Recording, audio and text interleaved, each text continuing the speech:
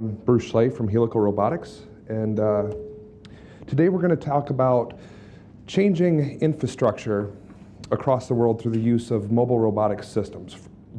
Not just maintenance and operations, but eventually construction as well. And where this all got started is one night I was at the bar having some cocktails, and like so many things happen, right? We start talking about fixing the world, and some idiot stands up, and that night the idiot was myself, and says, you know, I've never done your job before, but let me tell you what you're doing wrong and how you can do it better. So the job in question was operations and maintenance on a wind turbine, and here's our better.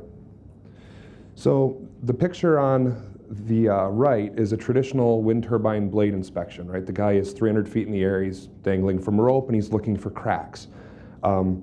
The solution on the right is one of our robots that's climbing the tower with high-end cameras to do the same sort of task.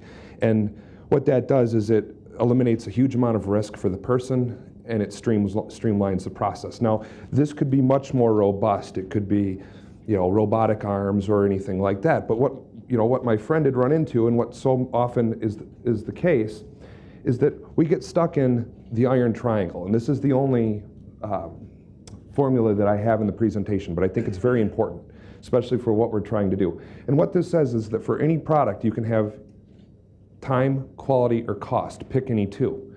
And I don't like that, right? I want it better, faster, and cheaper, and I want it now. So I fight with our engineering team and everybody about this all the time. With the advent of some sort of a disruptive technology, in this case mobile robotics, I think that it's possible to shrink that triangle on the cost and the time side, but make it better on the quality side, if only for just a little while until everything catches back up. And this has been done through mobile robotics or through industrial robotics for quite a long time. On the left-hand side, or my left, is an automotive production facility in 1928, right? So in that picture, it takes thousands of people weeks to build a car. And on the other side is a modern plant with modern automation, and now they're building a car with not very many people in a matter of minutes or hours. So our thought was, what if we could take that level of automation and put it outside, let it start working on infrastructure? So wind turbines and bridges and pipelines and power infrastructure, power transmission, ships, things like that. What if we could give that level of automation to the outside world? We could probably really change things. And so we started out where this was a really complex idea, so it needed a really complex solution, and we forgot the KISS method and we fell flat. So on the top is our first design, and then one morning I thought, wow, we're climbing on metal stuff. If we used magnets, it would be very easy to climb on those. So we got to the design on the bottom. This is a short video. Where's my mouse? Of our first prototype, and it's using a mecanum wheel and magnetic downforce so that it can navigate on the surface. So what this allows us to do is have omnidirectional motion so that we can very precisely place things and transport them around on a steel structure. And we try to build everything very modularly so that we can integrate pre-existing technologies to the robotic platform so that it can come to market faster and cheaper. So in the last video there, it was delivering a camera on a wind turbine.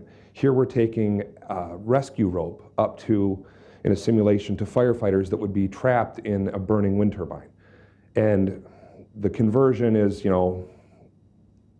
5 minutes to make, and it only took us a couple of weeks to come up with the delivery system.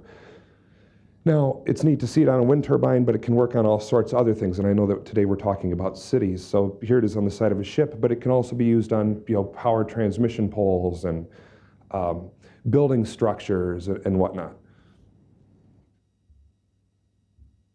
So what we're trying to do is make this robust platform that's a robot for everybody, right? So in the city scenario, maybe the one on the top is the more interesting one.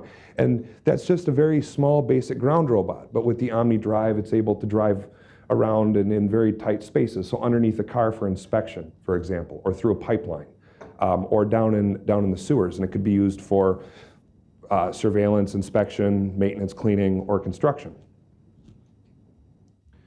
But as we were coming here, and when we got started, the more places we went, the more people said, "Oh, I need something for a city," right? And cities are big, but the spaces are generally small, right? You have to get inside someplace small or climb on something that's small, like a drain pipe off a ceiling.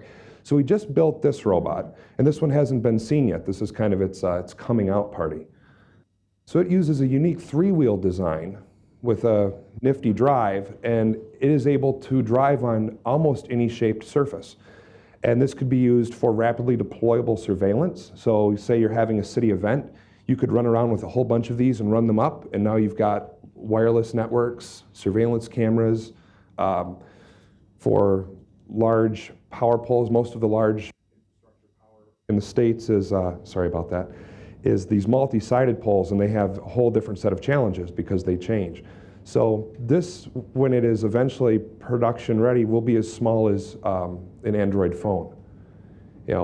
So you could very quickly with one car run around and put up an entire surveillance network for a short amount of time. So how come now is the time that all this stuff gets to happen, right? Why are we so smart?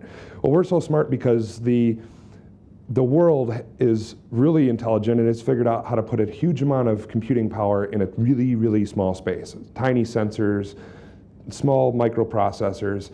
The battery technology is starting to get incredible. The LiPo batteries allow us to have enough power to do all this stuff for hours and hours.